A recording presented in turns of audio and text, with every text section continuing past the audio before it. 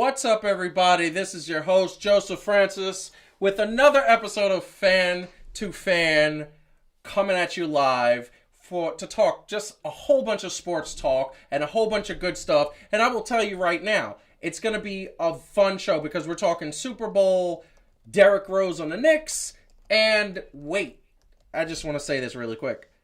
Are the Nets playing defense? Really? That's pretty impressive. I gotta say, yesterday was a good win by the Brooklyn Nets. But before we go any further, like this video, subscribe to the channel. It's been amazing because like in a year, we went from 23 subscribers to 930 plus subscribers and keeping to growing. We are so close to the 1,000 subscriber mark. And don't get me wrong, we're not gonna stop there. It's gonna be 1,000 plus, 2,000, 3,000. We're going sky's the limit, and we're going to keep growing and growing and growing as long as you guys continue to support us. And we love you, and we love the fans because we get to have some good chat. Last week it was crazy in the chat because we were having so many people commenting. We want to see that same energy today. But as I go forward, I'm going to introduce the panel. My man Calvin from the West Coast repping the Extreme District Brooklyn shirt. What is going on there? Yo, you know what I'm saying? I represent. It's Extreme District. It speaks for itself. Like, that's it. That's not We're bad. the Extreme District, baby. That is not Brooklyn bad at in the all. house. That is not bad at all. And we got Heidi in the house wearing her Sixers shirt there. You know, how are you doing? What are you saying to the people? Sixers? Is that good? I'm saying to the people that the Sixers are in the top of their conference currently. I'm saying that to the people. I'm saying that. Really? Yeah. Really? Uh-huh. Okay. I mean, that's not bad. I know. When you're from Jersey, you get to decide who you like whenever you feel like it. Like, that's true. Like, so if that's true. like I want to associate with Philly, I can do that. If I want to associate with New York, I can do that. We're basically chameleons. That's what we are. Because we have nothing of our own except for Springsteen. I think, he got pulled over for a DUI. Hey, DWI. nobody's actually. perfect. Nobody's perfect. I mean, that's messed he up. got pulled over for a DWI. I just want to say, you know what's so real about this show? And Calvin, I want you to agree, disagree. Heidi, I want you to agree or disagree. We are like, I want to say, the realest of the real. I feel like we represent our sort of, the things that we represent are us, you know? And I think that that's a really, really great thing because you're from South Jersey, which is Philly. Calvin is all Brooklyn. You grew up in Brooklyn. Brooklyn is your life. And then I grew up I was born in South Carolina, but I grew up in Brooklyn. I mean, in Brooklyn and Queens. I was in New York since I was like about a year and a half old. So that being said, I love it. I love the authenticity. I just want to say that I'm rocking the Knicks shirt. Look at that. With okay? pride. And I'm going to tell you why. Because I'm a Knicks fan. I'm also a Brooklyn Nets fan. And anybody out there who disagrees that you could like two sports in the same town, I would love for you to chat in the chat. Because at the end of the day, I disagree with you. That being said, I actually have something to be proud about with the New York Knicks. And we're going to get into that a little bit later. But I'm wearing this shirt with pride. With pride. He says that like he can't believe it's true. But I can't. Because I think he can't believe it's true. I can't. I didn't think there was going to be anything positive to talk about the New York Knicks for at least a decade. Who was at the top of the trash bracket? You know what I'm saying? Was not voting well. That's true. The disrespect for the Knicks is going to stop. Really? You know you're at the top of that level. You know that, right? You're at the top of that level. Because you've disrespected them just as much as me. And by the way, I don't think it's disrespect because you're speaking truth. No, you are not giving the Knicks any credit for the amount of change that they've had so far at this point of the season. You got to admit. You know what? Well, let's save that. Let's table that for later because we're going to talk about the Knicks later on. But I want to say once again, hit the like button, subscribe to the channel. Hello to everybody out there. But we are going to talk about something, a little monologue, a little bit of this. And we're talking competition, competitors, and what it means to be a competitor. A competitor is very simple. Somebody who tries their hardest, no matter what the odds, no matter what comes at your way, you are going to make sure that you are going to compete and you're going to give it your all. I tell my 6-year-old all the time that it's okay to lose. Nothing wrong with losing, as long as you gave it 110%. It's okay to make a mistake. It's okay to ask questions. It's okay to do the things that make us better, as long as you are doing it to make yourselves better. Now, competitors are the ones that get knocked down and constantly get back up because they feel that there's no other way to do it. They feel that in order for me to compete, I'm going to have to get knocked down. They accept getting knocked down and they continue to get back up. That being said, what I saw at the Super Bowl this past Sunday was unbelievably ridiculous. And here is a little bit of a taste of what we saw at the Super Bowl. It's huge right now because Pierre Paul's playing great and so is Barrett. 2nd and 7. Sammy Watkins is active and boy, there's a flag out. Free play as he throws.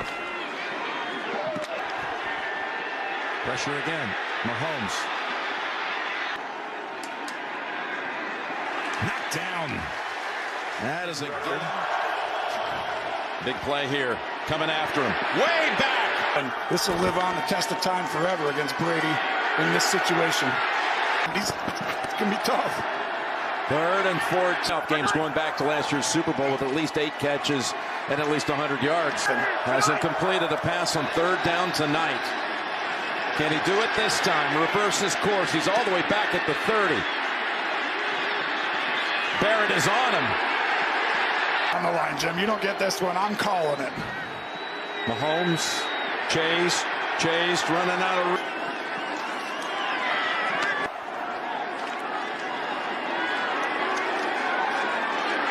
4th and 9. Again, running for his life. Mahomes got it away. So that's exactly what I'm talking about. That's exactly what I'm talking about. Being a competitor, knowing that your team is not going to win, knowing that you are going to lose the biggest game of your life, and you still compete, and you're still out there going for it, and you're still out there doing it. That's the definition of competition and being a competitor, in my opinion. That's just my opinion. But to be a competitor is to continuously get back up. And what we saw right there, and especially in that last one, is that no matter what, this man was being chased around the field, had no protection, and had nothing to say except run, and throw while he was being tackled to the ground. That's what the Super Bowl was. The Tampa Bay defense had something amazing ready. The Tampa Bay defense had something that was unbelievably prepared that the Kansas City Chiefs were not prepared for. It's almost like the offensive line said, you know what? You're on your own today. We don't want this championship. We're just going to let you get hit, chased, knocked down. And the only reason why he wasn't sacked 8 times was because every time he was falling to the ground, he threw the ball. By the way, 3 or 4 shots there that he should have been down on the ground, and I don't understand how he got the ball out. That being said, I bring it to the panel. First and foremost, and I ask this in a very funny way, you think he should be dead? I got to say my joke. That I just came up with. And I'm sure somebody came up with it ahead of me. But he was Mahomes alone. Wow. Right? Yeah, huh? Mahomes alone, right? You know, I'm going to get a sound effect for the show, and you would have got the prices right. You would have got that bum, bum, ba-dum, bum. That's what you would have got. So, I mean, kudos to him. He was very much alone. Like Tom Hanks in Castaway was less alone because he had Wilson. That's true. what I'm saying. That's actually very true. It's a shame. It was a bummer. It was a bummer of a game. I don't think any of us wanted that game. Except for, I guess, people in Tampa. Although, if you really like football, that wasn't the game you wanted to see either. So, I don't know. I mean, I guess Tom Brady's happy, but it wasn't the game we all wanted to see. We all thought it was going to be a better game than that, and it was kind of a bummer. But kudos to both Brady and Mahomes actually. They played a good game. The Tampa Bay Bucks. I thought the Kansas City defense was horrible, and I thought the offensive line was horrible. The wide receivers can't be held responsible because your quarterback can't throw the ball if he's falling to the ground every single time he goes back to throw. He had too much pressure on him. Every single time, your two best wide receivers somehow were being doubled. I felt like there were times where there were 12 men on the field, which is illegal. That's how bad it was, because every single time you look downfield, Tyreek Hill and the other wide receiver were being double-teamed. The Bucs broke the rules of space-time somehow. Yes. Absolutely. That's what Brady has mastered. That's why he's the GOAT, right? This time he didn't deflate the balls. What he did was he just deflated people. He just inflated an imaginary person. Oh, wah, wah. You get the sound for that. He deflated the people. Okay, you know what? Yes. Your little cheap shots at the GOAT will not be appreciated on this segment now, sir. Really? Okay? Really? As the lone person on this panel who said what he felt and what he wanted to have happen come true, I'm going to take a time to gloat on the GOAT. He should. You deserve this, Calvin. You should, because you did call it. You did call it. You didn't call a blowout, though, but you did. No, I did not call a blowout. Look, he called it. I'll give him credit. He called but this is the game I didn't know I wanted until I saw it.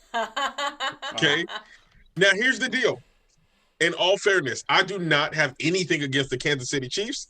I don't have anything against Patrick Mahomes. Still think they're a great team. This is though why I love the way this turned out to be. Because almost everybody, right, the professional analysts, the people who get paid for this, and it's not like I got a beef with them all the time, but in all their professionalism, they were just like, oh, look what happened in the first game. Tyreek Hill went off for 200 yards. There ain't da-da-da-da-da. And they had to eat their words, so seeing so many people eat crow was great, right? But they discredited what Tom Brady brings and the coaching staff, right? Yeah. So while they were like, oh, how they going to change everything because Tyreek Hill did this? This is why they were doubled up the whole game. Like, the whole game. This is why the defense stepped up even more notches, right? Because we forget something that happens to even great teams. What happened in 2011 when the Giants faced the Patriots? Why did everybody say they were automatically going to lose, right? They already played it one time and got beat. What makes you think that this game is going to be any different? Adaptation is what's different, right? Mm-hmm. Great coaches know, we got to look at this film. We was embarrassed, right? Like, we were embarrassed, and we can't let this happen. And I feel like ever since they lost, obviously, and then had that bye week, not only did they not lose, but they stepped their game up tremendously to the point where it was like, look, we are bringing our game. I don't care how much y'all want to act like Patrick Mahomes is the Jesus of football. This must have been Good Friday because the brother looked crucified on that part. Wow. I'm just saying, look. I think it's a good point, Calvin. One of the things that kind of blows my mind about football, and it has to do with the way the playoffs work and everything, is like you have these single games. Like, in basketball we have, multiple, like if you're gonna, it's best of 7, kind of thing, which gives you a sense of who's the better team in a much more reliable way. Not that weird stuff doesn't sometimes happen, but like in general, the best team is going to rise to the top, just given that structure, right, of the playoff structure. And football doesn't have that, because you can have, hey, we blew them out last time, and then this time, we totally, to Calvin's point, we turned the tables because we learned, and we're going to do something different that completely neutralizes whatever was so great before. So it's, in a way, I don't know if it makes it, I don't know if I like it, I don't like it necessarily more because of that, because in a way it sort of often feels like it's hard to tell who the best teams are because there's that kind of variability, whereas in basketball you get to play over and over again until that, and not now, this is funny because this season feels like it's like the exception that proves the rule in the NBA, because I don't know what the heck's going on in some Nobody knows what's games. Going on. Go ahead, Calvin, and I'm gonna go ahead. But I was just gonna say, even with that, but isn't this what we like about sports? The fact that honestly, like, and I think a lot of people just forget it sometimes because in the culture now we tend to be more in the moment, and just everything is just so absolute. But we love the unpredictability of sports and the fact that anything literally can happen in any sport, given given the right circumstances. And this year was just Tampa Bay's year. Now, granted, it would have looked a lot different if they had lost, but I mean, Tom Brady is the big goat. He really is. And Patrick Mahomes is just, goat. We're going to get into the next segment because we want to have an announcement for the next show that we're going to have. And we're going to talk about a touch on that. But the thing that I want to say is, you're right. Football is one of those sports that it's hard to tell who the best team is. I don't think that the Giants of 2007 and 2011-12 were the best team. They got hot at the right time. Eli Manning looked like a Hall of Fame quarterback in the playoffs both times. And he certainly wasn't at the rest of his career. For the rest of his career, he was below average, but still better than what we have now. That being said, I 100%, yes. Don't look at me like Danny Dimes is doing his thing, because he's not. But that being said, football really is about if you're getting hot. Yeah.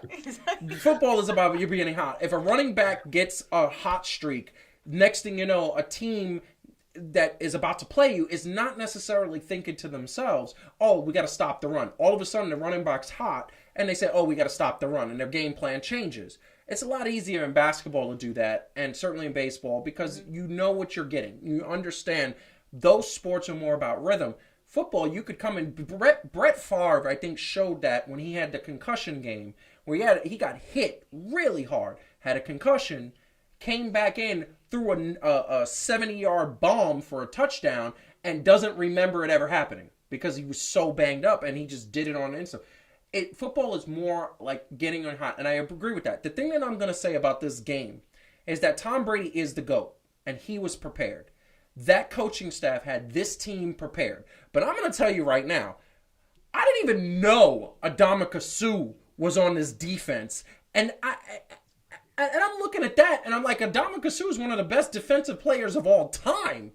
And I didn't even know that. This defense was so underrated and had not been spoken about in any way. It was kind of ridiculous. So I look at that and I say, this Buccaneers team was like the 2009 Yankees and the Chicago Bulls of the 90s. Because this Buccaneers team was kind of an embarrassment of riches at every stop. And they're going to do it again next year. No, everybody's signed except for Antonio Brown, and he'll probably come back. I wanted to say, you go guys ahead, know Heidi. that there was really quickly that I keep making this joke. There's something in the water in Tampa Bay, and then there really is. See in the news that somebody tried to put something in the water, although technically it was poison. Yeah, but I was like, I think maybe I should stop saying there's something in the water. I'm giving people ideas, but there's something in the water. There's something in the water, and I'm going to say this and let Calvin go. The Tampa Bay Rays made the World Series, lost to the Dodgers. The Tampa Bay Lightning won the Stanley Cup, and now the Bucks won the Super Bowl championship, the Lombardi championship in the same year. There's something in the water. Calvin, go. No, and I will say, and I liked the fact that, not for Mahomes' sake, but hopefully in other people's head, there's this idea that Patrick Mahomes is going to overcome all, and there's no way that nobody else ever has a chance, right? Like that's not true, because it's a reminder that football really is a team sport. So when you're missing your best people on the outside for the offensive line, you saw what happened. Now, he's still great, right? Like, you still saw flashes of how good Patrick Mahomes was and the things that he was still able to do, right? But it just showed that, like, one person can make a difference, but it has to be still within the scheme of the team. You know what I mean? Like, the team just can't be boo-boo. And Patrick Mahomes just like, nah, don't worry about this, guys. I got y'all. And did you see my man, the defender for Tampa Bay, flash Tyreek Hill, that peace sign at the end of the game? I love that. Yeah. I mean, this is the thing that I'm going to say. There was a lot of mess talking. There was a lot. Tom Brady was getting into it with the Kansas City Chiefs defense, but Tyron, I think the thing that really is horrible about this is that Patrick Mahomes literally was let down by his team. He was out there doing everything he could. He was being the competitor that he was, and they just left him out to dry. It looked like he slept with all of their wives, and they were just like, go and just do you. And it was crazy. And the thing that I'm going to say, and we're not going to talk about this because Heidi doesn't want to talk about this, but this whole conversation about the fact that now because he lost to Tom Brady, he can't be the GOAT. No, he could be the GOAT. In my opinion, if he is able to go 8-1, he won more Super Bowls than Tom Brady, and he has a better Super Bowl record than Tom Brady. To me, he's the GOAT. Is it probably going to happen? He's too young to rule that out, you know. Now here's what I will say. I feel like what Tom Brady himself has done with the embarrassment of riches in his career is partly why I'm saying that he's the GOAT. Now, granted, winning 7 out of 10, being 70% is something, but at the same time, it's like the whole embodiment of it. So I feel like you got to do more than just win a certain amount, right? Because then there's the Robert Horry effect, right? Yeah. Robert Horry won more rings than Michael Jordan. Yeah. Is he GOATier than Michael Jordan? He was never featured. He was never the star player. But you see what I'm saying? Like, but he himself, being on the different teams, amassed like 8 rings. Yeah. Is he GOATier than Michael Jordan? No. And that was because Michael Jordan was the focal point of the offense of all of his teams. He was the MVP player. And by the way, his statistics were bananas in all of the players. And his teams never saw a game 7. So, and just remember, look, there are some other people that was balling out of control football-wise at the quarterback position that they was just like, there's no way that they won't make it back or whatever. And Aaron Rodgers is one of them, and they still consider him a really bad man, right? That bad man. Yeah. And Russell Wilson looked like he was tearing up the league. And an interesting point, Dennis actually pointed this out in the chat. Brett Favre was another bad man. Torn bicep, threw a 50-yard bomb when he was with the Jets. We forget about that. And that is the type of... He was a competitor. He was one of the better competitors, too. Is my man Dennis being a little bit of a Kansas City Chiefs apologist? I mean, he's definitely. Hey, I just read the O-line of the Chiefs was banged up from before the Super Bowl. Okay, here's the thing. I get it, and they had more injuries on the Chiefs than they did on the offensive line. Chiefs had 2 players out, and 1 player was just really banged up, and I get that. 4. There were 4 players out? Mm-hmm. Wow. Out? 2 on the O-line, but then there was 2 more that were out. No. But I'm just talking about the offensive Oh, yeah. line. Because that was where they were weak. That's where we showed the clips earlier. I'm just messing with you, D. I'm just messing with you. So... The thing that I want to say is that if you're going to have a team that's banged up, that's the quality of a championship team. You got to have players to step up and step in when other players are injured. As much as that does play a factor, and it is a reason why they could not protect Patrick Mahomes, the fact of the matter is that there have been championship teams who still won despite missing a player. I'll give you, i.e., 1991 Giants, who lost Phil Simms, and Jeff Hostetler stepped in and won the Super Bowl, and he was the backup quarterback. Was the man too. Huh? I said Hostetler was so. I will also say this though, and I'm not picking on this generation's athletes and things like that, but this whole kind of movement towards like it's more about individuals than it is about team. Yes. Aspect that they have, right? Oh, like we got these couple of dudes that automatically makes us better than a whole team. Yep. I think it's still ridiculous. And there's going to be situations like this that show like the less complete your team is or where you're lacking at is really where you're going to get exposed in times because yes, there are going to be people that aren't as talented as you, so you can get away with some things. But when it comes down to it, you got to be complete in sports, in any sport, to win at the highest level. You can't agree with that.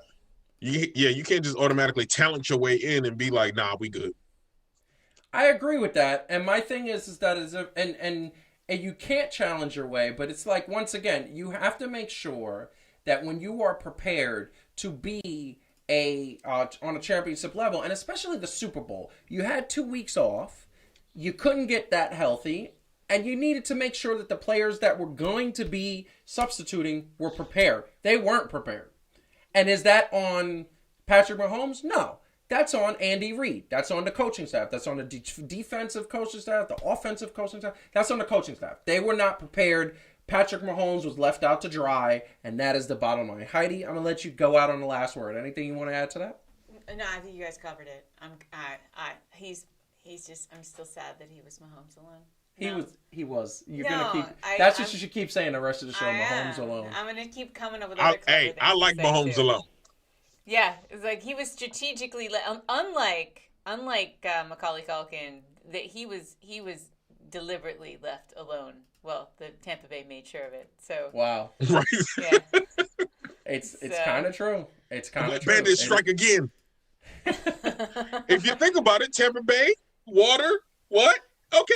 What's up, right? Revenge. You know, I just want to say this is becoming one of those shows where we take the cheap shots, the cheap jokes, huh? That's where we're going. I don't think anything is that what we're doing? That. That's called clever wordplay, my friend. Hey, the bottom line is, I don't know. I just wanted to say bottom line. Yeah, exactly. B&B strikes again. I just want to say that. And now it's B&B. It's no longer. We're not saying the real name anymore. Okay. But that being said, we are moving on to the next topic. Hit the like button. Hit subscribe to the channel if you haven't, because we are growing. But I want to say, once again, we've grown so much in the last couple of weeks. This week we took a little break from 3 Things to Do, but we're coming back this Tuesday morning and subsequent Tuesdays after with another episode of 3 Things to Do. But we're going to do something a little fun here, because we're taking a break from the live show next week, but we're coming back in 2 weeks. And in 2 weeks, we're going to have the dreaded conversation that Heidi does not want us to have. I'm trying to make it less dreaded. Yes. Because she doesn't want to have it.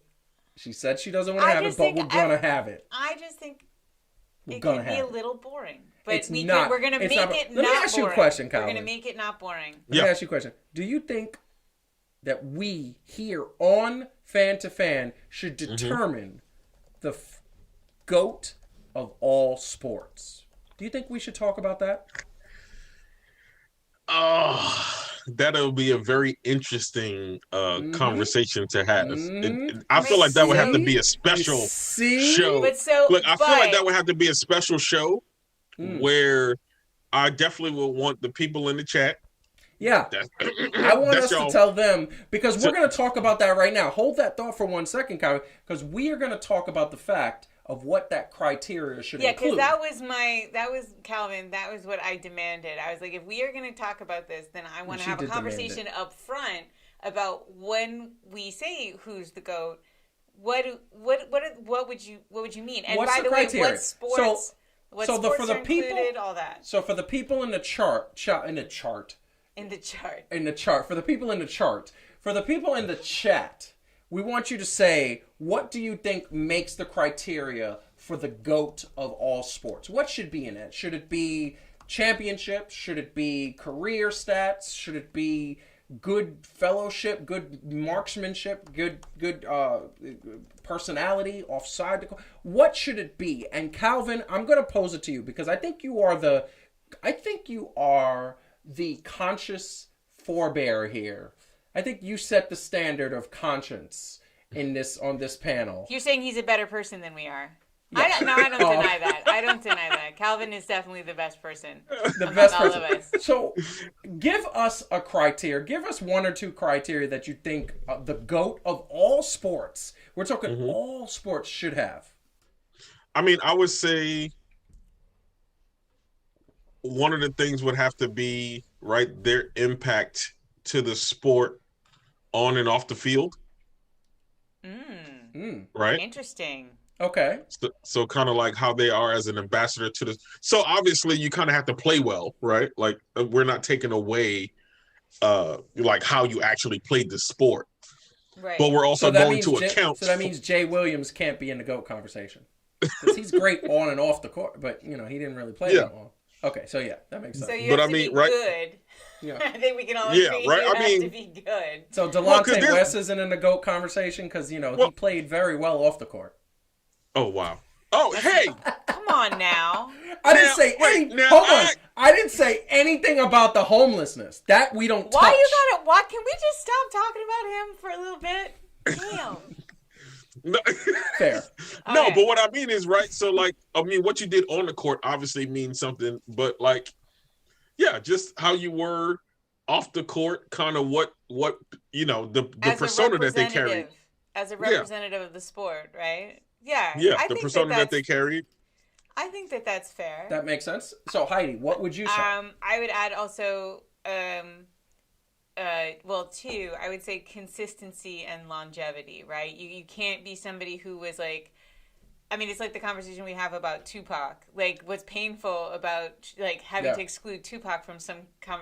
And by the way, this is what we do, literally. I don't know if you all know this, but this is what he and I do at night. We make lists, and then we argue about them. So one of the lists we sometimes make is our favorite rappers. Favorite rapper, hip-hop star. It's a very ugly argument sometimes, although we mostly agree. But, like, Tupac, you kind of have to take on Biggie. You have to kind of...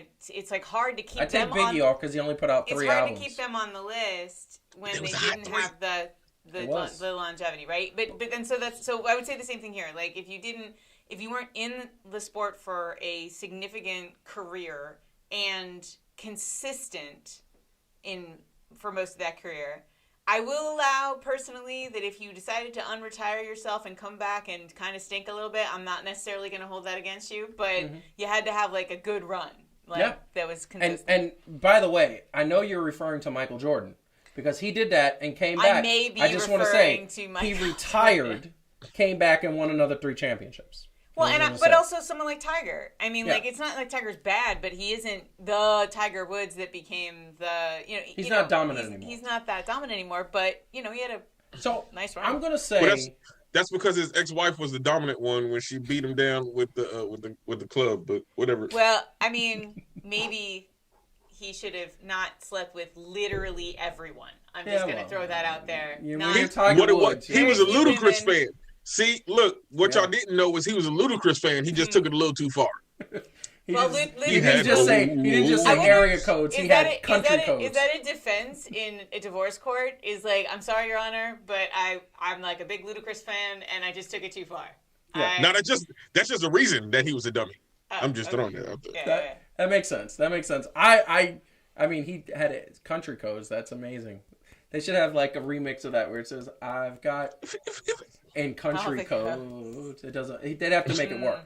But see, that's why I'm not musically inclined. I'm a fan of music, but not trying to make music. All right, so we've my got criteria. On and off the court, consistency, longevity. What else do we have? I think my criteria is that look, it's got to be about the chips. It's got to be about the chips. You got to win those championships. You cannot Eli Manning has won 2 championships, and the statistics, you got to support the championships. We're not putting him in the conversation of the GOAT. Aaron Rodgers has won 1 championship, but his statistics are bananas. But he's only won 1 championship. Joe Montana won 4 championships, and even when he went to another team in his 40s, he took that team to the AFC Championship. He's in the conversation of the GOAT. What team was that again? That he went from the San Francisco 49ers to the Kansas City Chiefs. I'll just throw that out there. Yeah, of course. And fair. And you look at somebody like Serena Williams, who clearly is top of her game even after having a baby, and she's still one of the tops. I think you'd also have to argue it'd be hard to call someone the GOAT who hadn't sort of done something no one had done before. Yes. Right? You gotta be somebody who I think that's some of the on and off the court impact, Calvin, like the on the court impact is like you did a thing that nobody actually thought anybody could do. Or no one had done. We're going to classify that. Unique. It's got to be the uniqueness. Play impact, so it's got to be the uniqueness. And the thing that I'm going to say is that obviously statistics championships, but I'm going to throw one more thing out there. You cannot have any blemishes on your record. You can't have professional record. You can't have a situation scandal, like where Lance you cheated. Armstrong. Huh? You can't be Lance Armstrong, basically. So you're ruling out Lance Armstrong because Yes. of the doping Yes. and the Bash Brothers. And everybody's going to say that Tom Brady inflated balls. No, he didn't. No, he didn't. That hasn't been proven. Here's the thing that I'm going to say about Tom Brady. I played football. I know that if a ball is a little softer, and by the way, they said it was softer by like ounces, by micro ounces. That doesn't matter. It doesn't mean that your wide receivers are going to still catch the ball. He's still in the conversation because that doesn't count. Cheating is out. Cheating is doping. Cheating is like I'm not going to say Roger Clemens is in that because clearly he doped. Barry Bonds is in that, not in that conversation because clearly he doped. So, yeah. What if you have a blemish on your record? What if you're OJ? No, he murdered people. He got a blemish in life. He got a blemish in life. Yes. That would be. No. Actually, that would count as Calvin's negative impact off the field. Yeah. I think that's that category. No. Yes. No, he's not. OJ doesn't count. Not even a little bit. I know. He's not in a conversation. He was a Heisman Trophy winner, but I'm just He saying. was? No, I'm not voting for OJ. I'm just saying. I'm just playing. You sound like you're voting for OJ. He's going to be definitely stricken not. from the record. I actually think that it's my big problem with that is the Naked Gun. He sort of it ruined it for me. But anyway, go ahead. So Fair enough. What else? Fair enough. Anything else you want Astros to are add? disqualified. Yes, Now, this is a big distinction because you did say Serena Williams, and I'm definitely not hating on her because her record blows everybody else out the water. Mm-hmm. Yes. Are we talking about team sports, which is usually what the GOAT comes out of? We're talking Are about we talking about everything. individual sports? Everything included. So it's a good We're question. talking about team sports, individual sports, Olympic sports. We're talking about who is the GOAT of all sports everywhere. Yes. And we're not talking about wrestling to appease our sports fans. We're not talking about professional wrestling because that is scripted. It's scripted. Yeah, no, that doesn't count. First of all, Ric Flair will beat down at least maybe two of those people. I'm not sure. Listen. Which two? I love wrestling as much as you do, but I'm not going to put it in this conversation because that's a different conversation to go. I'm going to go to the chat really quick, and Dennis makes an interesting point. What about holding records? Yeah, well, that's what I'm saying. Like that kind of like you point. did a thing nobody did, right? Yes. You have the or how long the record was held. Yeah. Or how long you held it, right? That's another good one. But see, and it's I'll give you a perfect example. The record for 3-pointers is Ray Allen. Okay? Ray Allen has also won championships. He's also been a model citizen. He's also been a really good player most of his career. Problem is, he's only won 3 championships. Yeah, and I don't think anybody's going to. So... Yeah, but who did he take it from? I mean, he took it from Tim Duncan. Reggie Miller. And he took it from Reggie Miller, who won no championships. Spelling bee winners are. No, I think some physical form of activity is necessary for this, Angie, legitimate question. Spelling bee is out. I will say this. I physically get sick if I have to spell big words. So does that count? No. It doesn't count. You sure? Because I be sweating. Here's the thing. You ever watch the spelling bee though? Too much, Calvin. That doesn't make it a sport. No, it's not a sport. Does. It depends on how you do it. Yeah, here's the deal. It's an accomplishment. Have you ever watched the spelling bee? I have. I like it. Tell me you ain't get a little like your butthole start clenching towards the end like you do when you're watching some of the sports. No, we're not going to count. We're not going to count video game playing, chess, spelling bees, or anything else that doesn't involve at minimum standing and walking around. I love spelling bees. I love chess. There's the hobbies. They're not sports. Playing poker is not a sport. I love poker. It's not a sport. Okay, and you sit there and I actually competed in the World Poker Tournament 2 years in a row. And I sat there for 2 days. And trust me, my leg felt like it was going to die. You're bad. Yes. It's not a sport. You're bad. I'd have won 2 hands and left. If your sport is also... that was me the first year. I didn't last an hour. If your sport is on ESPN 8, the Ocho, that also doesn't that count. Doesn't, I don't want to hear about dodgeball. No, you're right. And you're whatever that thing is that Canadians do with a broom and a thing. Hey, do not talk about curling like that. That is a sport. I know it is, but I mean, honestly, are we going to say the GOAT of all sports was somebody who did curling? No. Like, this is not even... I saw this one shot that was pretty impossible, okay? No. No, you know what? Fine. It's cool. By the way, it's cool. we should probably have a couple people who would say, like, I don't think any of us would automatically go to soccer, but there would be a lot of people who would say you have to think about Pele or somebody like that. So we should have soccer. You're 100% right. So soccer is a professional sport. Soccer is So you got Michael Phelps. This is gonna be hard. Yes. It's going to be hard, but that's why we're starting this now, because in 2 weeks, we are actually going to decide. The one thing I want to say, and I want to address Dennis really quick about his comment, deflating a ball makes a difference on the grip. I'm going to tell you right now, it does, except if you only deflate it for about, it was deflated ounces, like barely ounces. That doesn't make much of a difference. It's going to be the same amount. It was deflated so minuscule. A football is supposed to be inflated to about, I think it's 7.14 or 7.41 ounces. It's supposed to have that air, it's an air measurement type of gauge. It was deflated 7.07. That's less than it's not even a quarter less than what it's supposed to be. And by the way, the year that he deflated it, he didn't win. So, that doesn't make a difference. I'm gonna. Right. Tom Brady didn't cheat. Bill Belichick he cheated. Other criteria. Last and not least, we're gonna get going once, going twice. That's a pretty good list. Yeah, no, I think that going to the chat. I don't think we have anything new.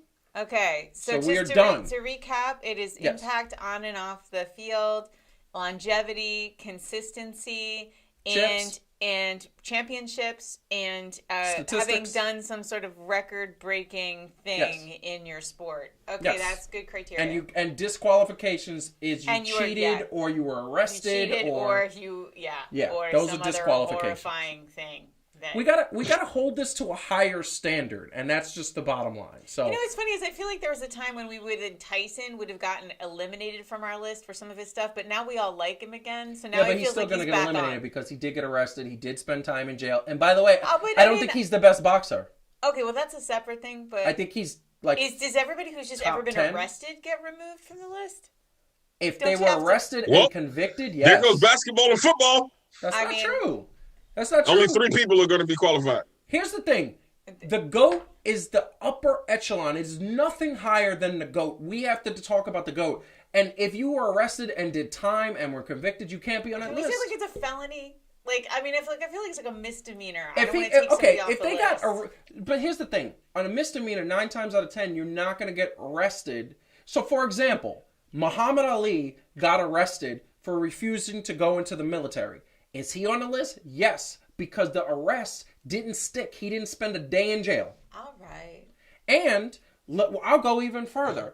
Could we put Dennis Rodman in the conversation for the GOAT of rebounders? Just being very specific here. We should. And he was arrested for smoking weed. Okay, well that's what I'm saying. Like minor, I think we disagree. Like the actual GOAT or looking like a GOAT?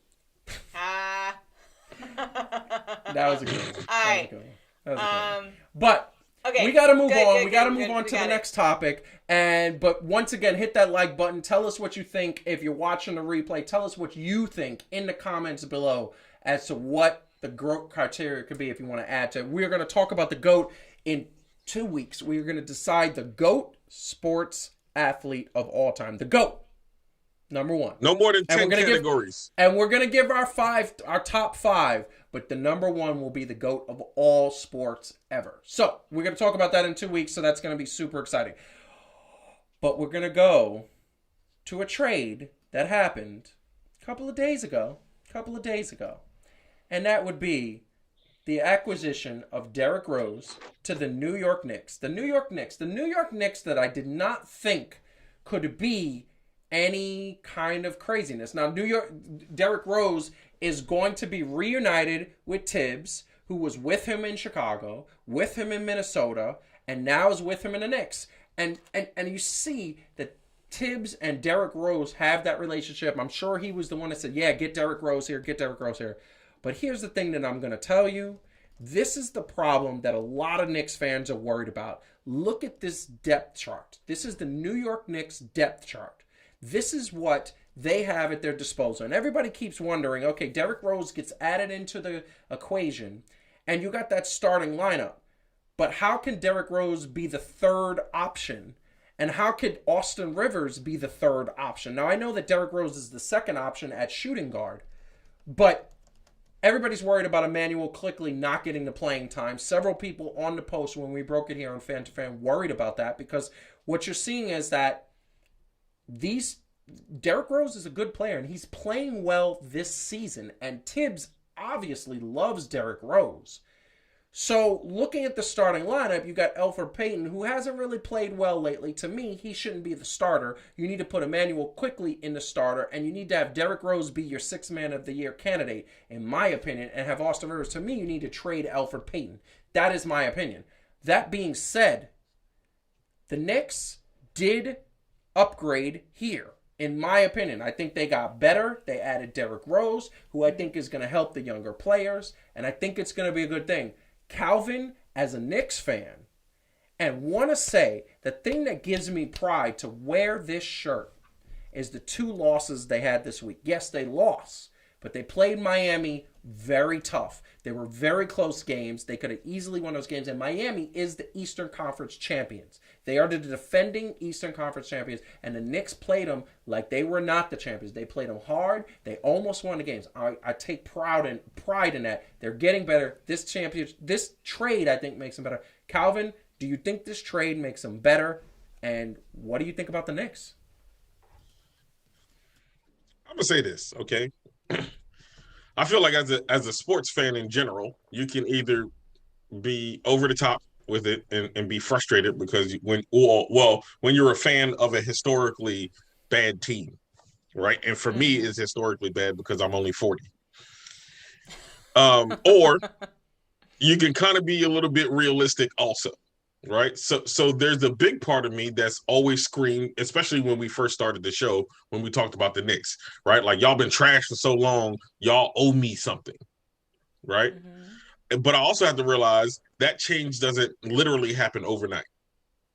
So since the beginning of the year, I've had a different kind of expectation for them, and they've been pleasantly good. Right now, I gotta get out of my mind the golden years for me of the Knicks in the 90s, where there was competitors, where there was bangers, where they all fell with everybody else, short of Michael Jordan and all that other stuff, and go based off of what we've had to be subjected to. The Knicks are actually doing pretty good, especially from where they were last year, even in the what have you done for me lately. So I don't fully understand still everything that they're doing. But finally, it seems like there's a little glimmer of hope, and especially with a buy-in, that like hopefully they could kind of turn it around and make more positive momentum. And at least they ain't at the bottom of the bottom of the bottom looking up. You know, they actually doing something. So I'm okay with the moves that they're making. They're in the playoff contention, and the thing that I'm going to say is you're right. They're not. It's something to look forward to. I do share the concern. Marcus put this on social media. A couple other people put it on social media. I share the concern that by bringing it, I have this concern with Julius Randle. Julius Randle is having an all-star season. While I didn't vote for him, I hope he makes the all-star team because he deserves it. He's putting up numbers like Antetokounmpo, except a little bit less. He's putting up those double-double, almost triple-double numbers. And he is the star on the team. But this is the problem I have. As long as you have a guy like Julius Randle, who is the star, Obi Toppin is not getting the playing time and the development that he needs to get. As long as you have a guy like Elfrid Payton and Derrick Rose, Emmanuel Quickley is not getting the development he is. And as long as you have Derrick Rose and Julius Randle, that last shot isn't going to RJ Barrett. And what you saw in the Miami game is he had the lane, he drove on Jimmy Butler, he had Jimmy Butler, he missed the layup. But here's the thing. Nobody's going to tell me that Michael Jordan never missed a shot. I'm not saying that RJ Barrett is Michael Jordan, but in order for him to reach his greatness, he has to be put into situations where he will hone his skills. As long as you have these guys who are not part of the Knicks' future, Obi Toppin, Emmanuel Quickley, and RJ Barrett are the Knicks' future. They are the foundation. As long as you have Julius Randle and Derrick Rose, the problem is that your young players can't develop. Counter question then. Yes. Go ahead. Are you then going to be satisfied enough or patient enough to go through that process and not crucify them for not winning. Because we can't have it both ways as fans. No, I will be right. Because you're 100% right. I will be. I know that New York Knicks fans won't be, but I'm gonna tell you right now. I think if you took out Julius Randle, if you traded Julius Randle for a first round pick, and you got that first round pick with a team that maybe another player, and you let the young players, because you forget about also Mitchell Robinson. Forgot about him. He's part of that foundation too. This young core of teams, RJ, Emmanuel Quickly, Mitchell Robinson, and Obi Toppin, they're about a year and a half away from just them competing in the Eastern Conference. And I'm talking Eastern Conference Finals, in my opinion. They're very close. These teams got a lot of time. I'm patient. Heidi? I would just say that if there's a way, a team that's just made up of the young guys is also needs mentoring, and all of that isn't going to come from coaches. So, true. If there's a way to strike a balance here so that Derrick Rose is getting playing time, but so is Emmanuel Quickly, and there's an ability to be a mentor and guide, you could actually facilitate development better. So I think it's a we shouldn't say oh, do you go with the old guys or the young guys? It's no, you have to, Tom Thibodeau has to balance those things.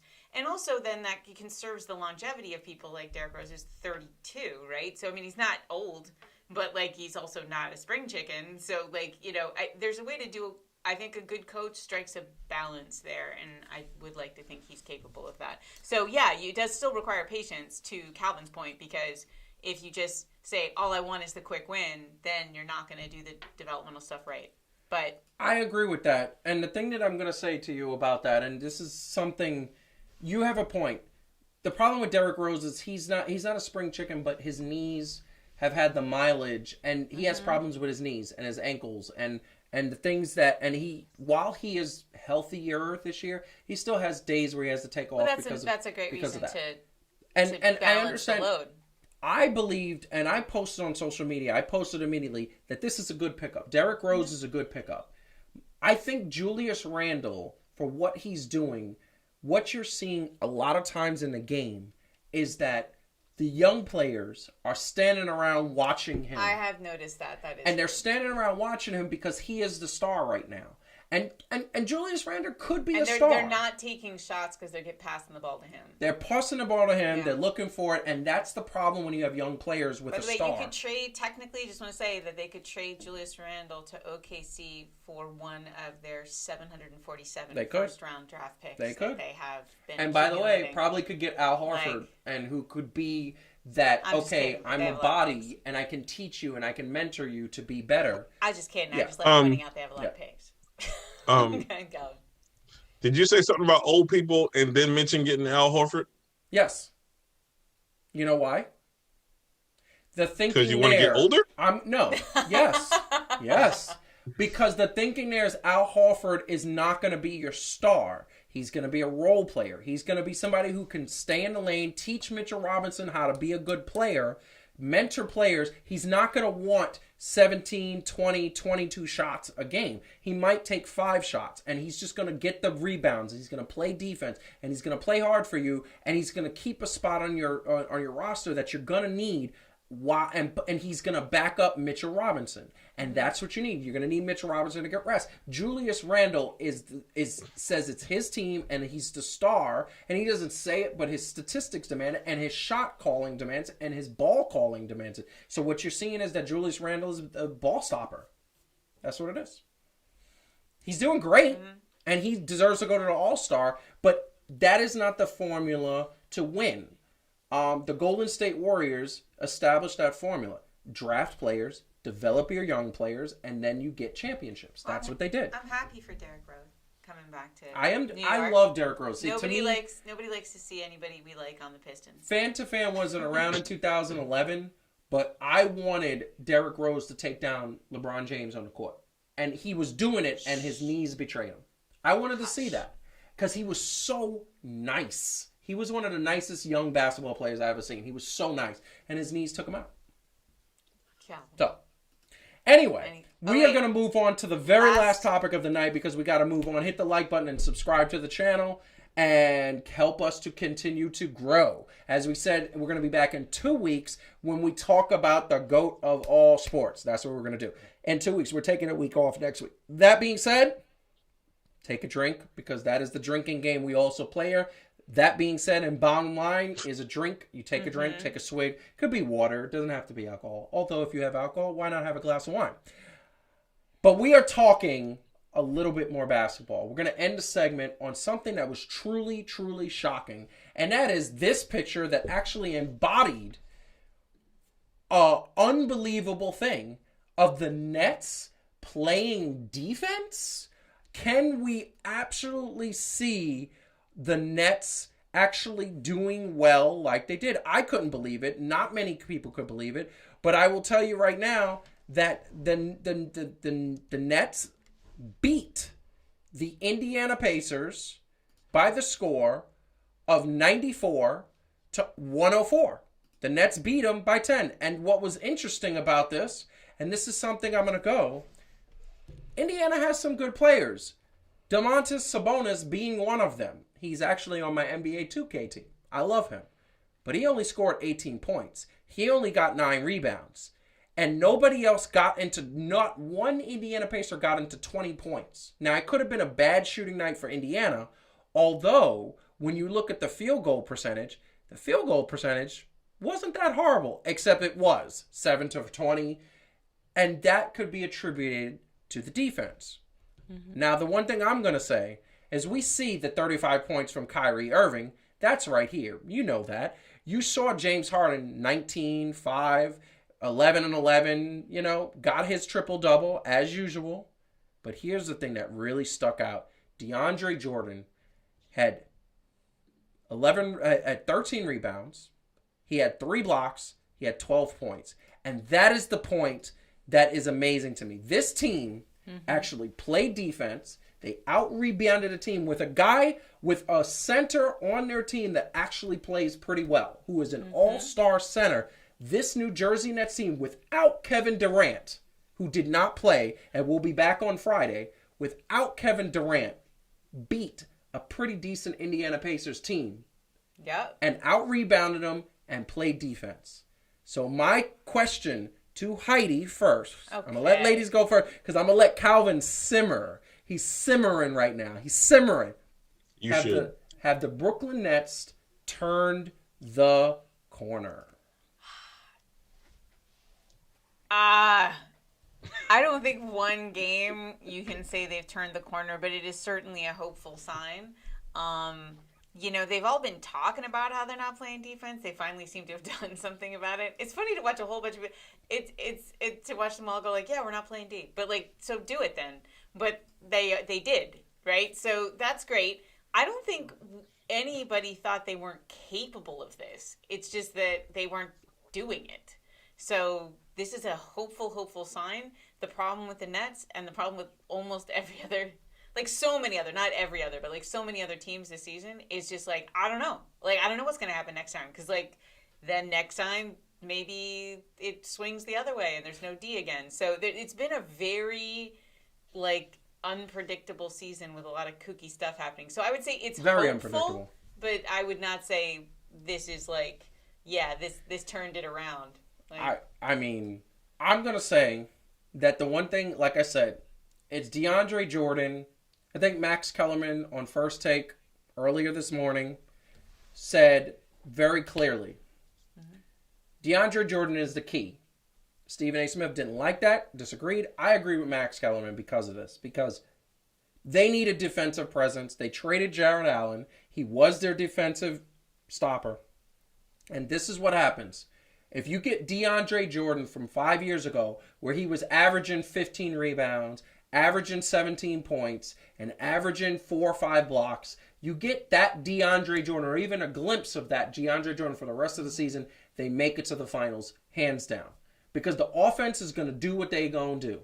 Then we know what the offense, they are capable of putting up 150 points without a win. The problem is they put up 150 points and give up 160 points. I don't know if I would say they make it hands down. Hands down, they make it. I call it right now. They make it. I'm aware. If DeAndre Jordan does what he did yesterday, they make it to the finals. Oh, okay. They will sweep most of the teams they play in the Eastern Conference. Ah. Yes. Calvin, can you say they something? Will cakewalk into the finals. If DeAndre Jordan does what he does, they will sweep the first round, they'll sweep the second round, and they will not go to a Game 7 in the Eastern Conference Finals. In the finals, that's another story. But if DeAndre Jordan does what he did against the Sixers, with how Doc Rivers has turned that team around. So hold on. Against the Sixers, they will go 6 games, but they will beat the Sixers. Yes. I don't know. Yes. I don't know if I. Yes. I'm Calvin. That bad. Calvin, we thoughts. Is he gonna pop? I think he's gonna pop. He's gonna pop. Huh? So. He popped. He popped. Baby, you broke his brain. This would almost be like if we were talking on our other show, right? And you said something along the lines of WWE overtaking AEW if the writers continued to do what they did because they got one segment right. Well, as if it was just going to overlook every other glaring hole that was there. I don't believe when I look at the total of everything. Now, granted, I'm wanting to say, hey, they turning the corner. I just had that take on the Knicks, right? And so it would be weird for most people to say, hell no, I don't think that this is going to be the beginning of a new trend. Now, I will say I had to go on record to say James Harden has proven himself to be a lot more unselfish than what he showed in the 8 years. Now. Right? I think he's brought in out of all the people that was there for him to come in last. I feel like he's brought in almost immediately, right, to make the team work well. And he has played some better defense, but they were talking about on the jump, and I was kind of thinking the same thing. You got cats on these teams that are reaching career highs in points when they playing them, from the Cavaliers and the Pistons. Jeremy Grant, career high 32 points. What's his name from Cleveland? Saxon. That was just right. He had a career high, and then came back the next game and still dropped 30 on them. 47 and 42. Yeah, it's back to back. The thing is, right? They have to want to. So Steve Nash said it's about personal accountability, right? And that you have to take the pride and all the other stuff. And so I get where they're at least acknowledging, right? We would know on any other thing, right, Heidi? We say acknowledging something is the first step. Absolutely. Admit that you have a problem. But if you just stay, that's like saying, I know I'm an alcoholic. Pass me a drink. That's right. If you're not going to change anything because you go into the bar still, I admitted I'm an alcoholic. Cool. Stay out the bar. This felt like the first day they tried to stay out of the bar. And that's again a hopeful sign, right? It's hi, I'm day 1 of sobriety for the Nets, basically was today, but it's still day 1, Now I want them. Now look, I want to be wrong, but as it stands right now, I don't believe in the defense of the Nets. I don't believe in the defense of the net. I believe that I would want to say that it would change dramatically. This is a movie, right? They got to the point in the movie where they're yo, B, we got to play defense like we used to back in the day. Except I don't see dudes that really play defense like that. So I'm going to say this. I've been very quiet because I wanted to let you talk. Okay, and you are very lucky that you came out and said in the last segment that if you could say the Knicks turning the corner and there's some things happening there, you better say that for the Nets. You better say that. And you did. You were consistent. I give you credit. Yeah. But this is the thing that I'm going to say. Hear are my words when I talk about the Brooklyn Nets. And I always say New Jersey. I've still got that in my mind. Hear what I said. I said this is the formula. I said, if DeAndre Jordan does what he does and did in this game, and he does that tomorrow and many games in the future, okay, there will be no more Cleveland putting up 140 on them. That was a tragedy. That was a Greek tragedy that the Cleveland Cavaliers on back-to-back nights put 140 plus and beat them 2 nights in a row. Cleveland Cavaliers, okay, without Kevin Love, all right? And I look at that and I say, as long as DeAndre Jordan does what he does, that will never happen again. As long as their defense continues to get better, that will never happen again. I understand that he can't do that. DeAndre Jordan is mid-30s. He's not going to put up the same energy that he put when he was on the Clippers. He's not going to do it. He just can't do it. But he needs to do at least, like I said, a glimmer of what he was on the Clippers. And if he does that, that's the winning formula. If he does that, they'll be really, really good. I think what Calvin and I were just taking exception with is that there's like, they'll like blow everybody out of the water, and it's like, well, no, there's a lot of other people that are really good in the East. Like, it's not. I'm gonna come at you. See, I was at Calvin a second. Now I'm coming at you, okay? Because here's the bottom line: they got 3 of the top 10 players in the game on one team. I'm sorry. On one team, you cannot count Kyrie. Because you cannot for the Excuse reason. me? What was the thing we just said in the GOAT conversation? Why did we say that Kyrie isn't as no. Consistency. Oh, all right. Are we gonna play a game where we go? If everybody plays their best every day, they'll be unbeatable. Yeah, no kidding. Do we think that's gonna happen? Stop. No. Because here's the thing that I'm gonna say. Okay. Why are you looking there? Look there. Look at the people. I like looking at Calvin. That's where I see Calvin over here. That's why I look over here. This is what I'm going to say. I see what he does with his face. Okay, I'm going to say this. I'm going to let Calvin get it in, and then we got to wrap the show up. Okay? Right. This is what I'm going to say. Okay. I hear what you're saying, but we're not talking about the GOAT. We're not talking about that criteria. I'm just saying. We're talking about in the game right now when Kyrie is healthy and James Harden is healthy and Kevin Durant is healthy. He's not emotionally disturbed, and he doesn't have a hangnail, and he doesn't, it's not Tuesday, and he hasn't forgotten his sage. When he is on the court and there's none of the off-court distractions, Kyrie, James Harden, and Kevin Durant is top 3, James Harden is top 10, and Kyrie is top 10. Yeah, Okay? And all they need is defense. They need role players. They need Jeff Green. Yeah. Jeff Green has been playing his role.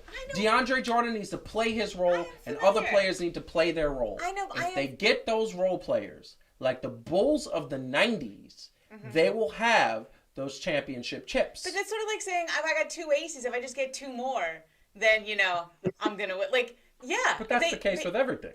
Yes, so I'm just saying it's just crazy to be like, they're the best. Like, no, they have. I didn't say that. Whoa, I never said that they were best. I said if they do this formula, they will get to the finals. I don't know if they're going to be. Listen, even with this formula, I don't know if they're going to beat the Lakers or the Clippers, who are playing an automatic right now. They're not going to. Okay.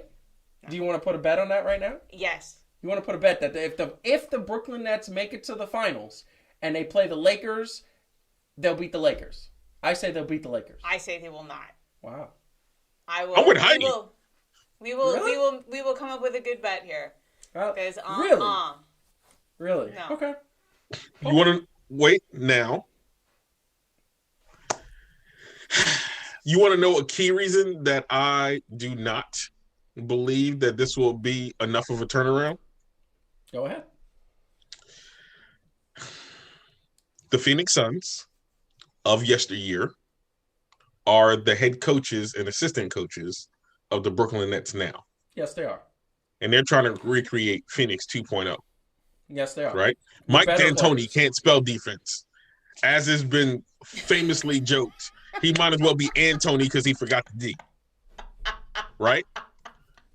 And I get where Steve Nash is coming from about all of this, but you do not have defensive-minded coaches at all at this point. So their go-to is going to be, score more, right? Mm-hmm. I don't see that working. I don't see that being a championship winning formula. Yeah, medium D is what they get to. They go from like no D to medium D. I think you don't win I don't think you win the championship with medium D. I'm going to keep saying it because it makes me laugh. I don't think you do anything with medium D. I'm just saying that I don't think. Like, I don't see even, like, like, DeAndre Jordan was great, but, like, I still don't think that gets them to great defense. I think it gets them to adequate defense. You don't need to be great defense, because what you need is what you need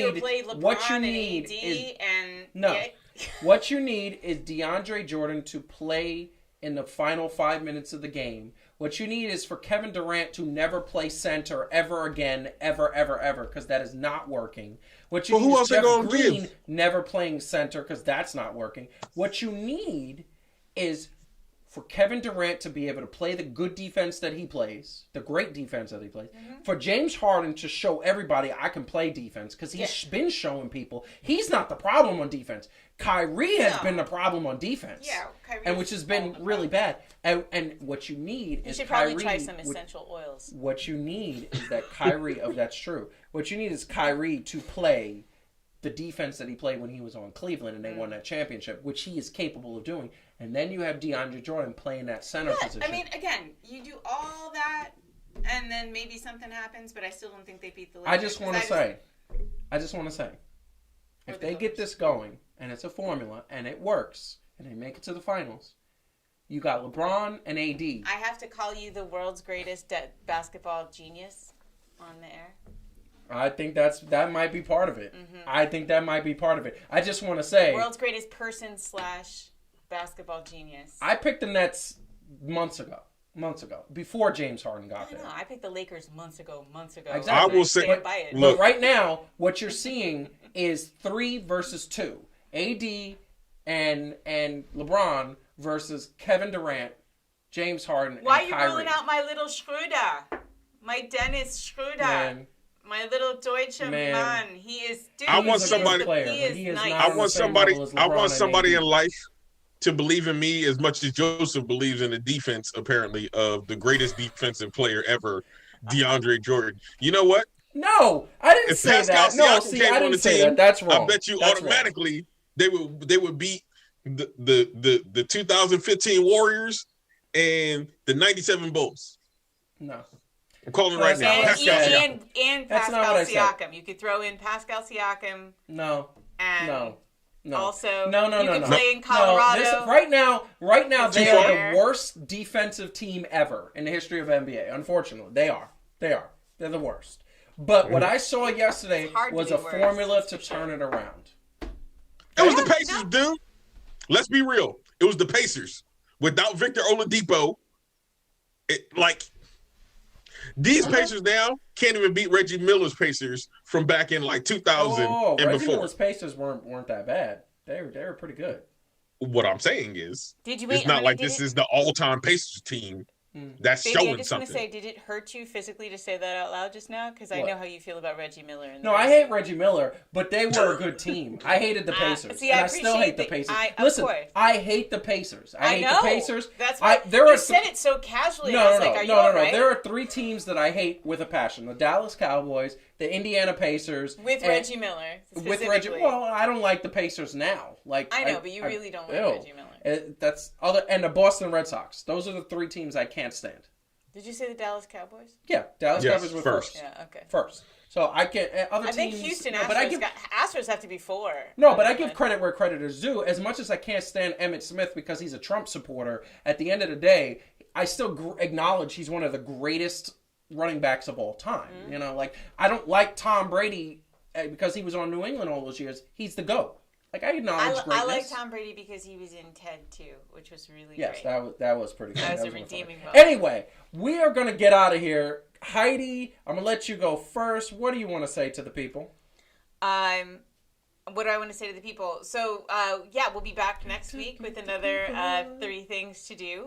I honestly don't even remember what the topic is, but whatever it is, I feel like it'll probably be awesome and help your life. I really should know what the topic is, but we filmed them a little while ago. We filmed a bunch of them all at once. Excited about all the news. New York just got, we're going to be getting 10% capacity back in stadiums, which is a step in the right direction. It's nice to see that light at the end of the tunnel for going back to live sports, which I cannot wait to do. So these are good times. It feels like we have turned a corner, not just the Nets, but all of us. Haven't we turned a corner together? Hopefully it keeps going. Calvin, do you have something inspirational to share or not? I don't know. Of course. Well, obviously, the as always, we appreciate each and every one of you that tune in and make this a lot more fun, right, than just us rambling. I sincerely hope that everybody that is listening to this, whether it is live or whether you watch the recast, find somebody to support you the way Joseph Russell Francis supports the Nets defense and their ability to sweep through the Eastern Conference, getting all the way to the finals. Yep. And apparently destroying LeBron. If you don't find somebody that supports you like that, they don't love you. That's all I'm saying. We just find out what love was. You know what? You know what's amazing? I also support you that way. Oh. Don't try to. You know what? Don't. Tell me I'm lying. Tell me I'm lying. Oh. Okay. I mean, but Calvin, I am actually starting to feel jealous of the Nets defense. I'm starting to feel a little bit like I don't think you love me the way you love DeAndre Jordan's potential. I just feel. Heidi, and here's the deal: me and you both we had to put in years to get to this. We put in the work, man. We deserve better. It comes from a place of New York being championship starved. No, look, me and Heidi both knew till a certain point that if we didn't come correct, you probably would have kicked us to the curb. But you're making every excuse for the Nets right now off of one game. You're right, Heidi. I feel slighted. I don't get the same amount of love and appreciation. Well, Valentine's Day is coming up, so maybe we're both gonna get a little special something. Maybe that's all. Maybe. I can think of. I'm gonna send Calvin a "I love you" T-shirt. All he gonna give me, he gonna give me medium D. That's what he giving me. What the hell? It's not medium. Yeah, thank you. That's all I'm gonna get. Apparently. That just took a weird doesn't it always? Turn. All right. That's it. Anyway, we're done. We are done with everything. It's unbelievable. I want to thank everybody for tuning in. It was fun. We had a really fun discussion tonight, but we are going to be back in 2 weeks where we're going to talk about the GOAT of all sports. That's going to be a fun conversation. We want to thank everybody out there for watching.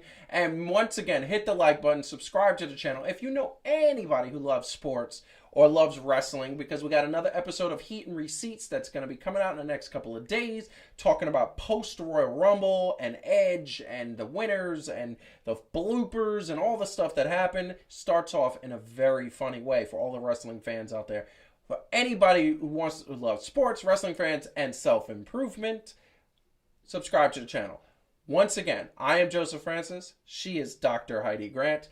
And Mr. Calvin Breefield, a.k.a. Mr. Virtual, is Calvin Breamfield, a.k.a. Cal Breezio. So, make sure you tune in 2 weeks from now, Thursday, 9 o'clock. We will see you soon. Have a good rest of your evening.